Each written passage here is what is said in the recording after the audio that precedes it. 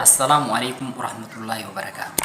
Kana booda dhimma moobaayila isin harka jiru dhimma bilbila keessanii nama gaafachuun hafuu qaba.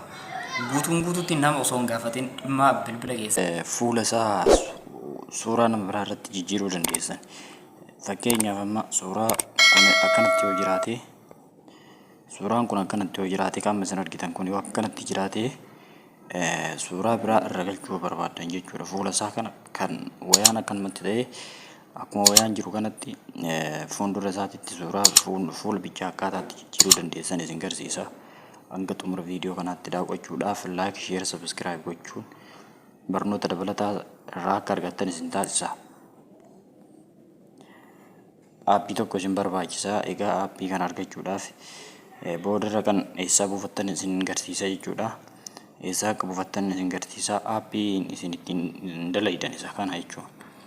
Faces art kan jedhamu kana isa qabaachuudha qabna. Isarra seenneetiniin salphatti wajjin haallaa jechuudha.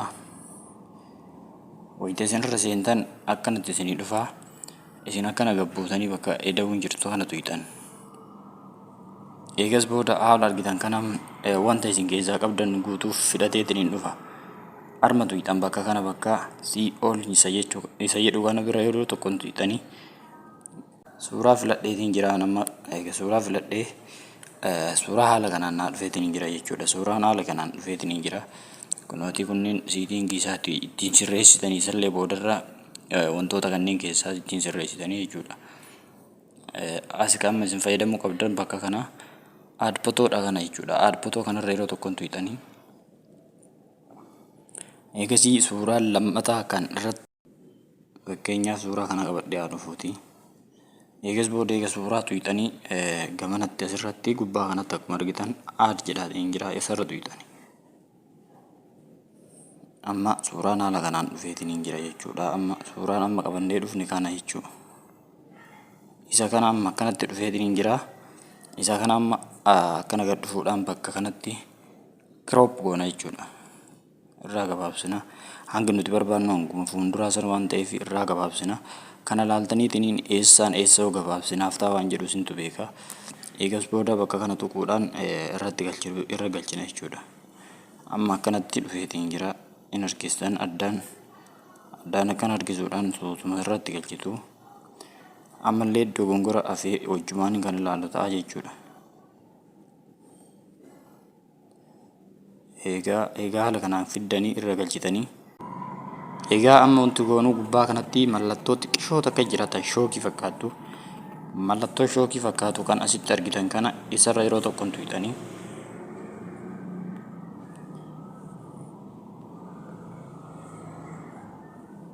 Isarra yeroo tuyxan haala kanaan akkana gadi keessa buutanii.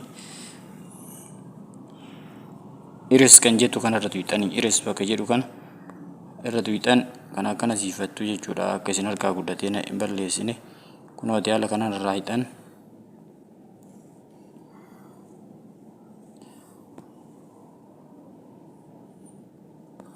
Haala kanaan suutaan irraa hidhu jechuudha.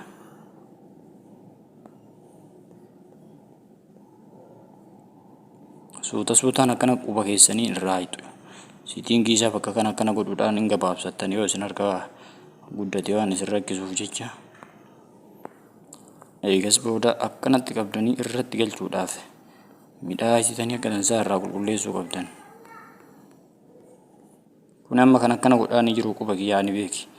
Quba kiyyaan akkana godhu jira quba keessaniin. Eegas booda akkanatti irraa xuruurtanii wanta akka osoo irratti nambisin haala kanaan laaltanii irra galchitan baay'ee salphaadha waan ta'eef jechuudha. Akkuma argitan amma asirratti akkana ta'eetiin jira. Midhaaksitanii galchitan jechuudha. Kanarra bareechistanii akkaataatti galchitan kanarra bareechiseetiin isin agarsiisa. Yoo barbaadan kanaa ol isin agarsiisa jechuudha. Kanaafuu viidiyoo kana like, share, subscribe gochuu hin dagatina. Barnoota dabalataas irraa waan argattaniif jechuudha. Egaa haaluma argitan kanaan bifa kanaan galeetiin jira. Amma wanti hafu kamiyyuu wanti hafu tokko hin jiru jechuudha.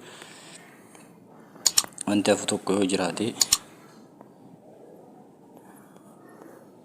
haala kanaan akkana goonetti galchina. Kana caalaa wantoota adda addaa hedduu isiniif qopheessee waan hin jiruuf viidiyoo kana hin dagatina like, share gochuu hin dagatina. Egaa haala kanaan viidiyoo keessan salphatti bifa amma isin agarsiise kanaan tolfachuu hin dandeessanii isiniin jedha. Barnoonni koo kan kana fakkaata. Hanga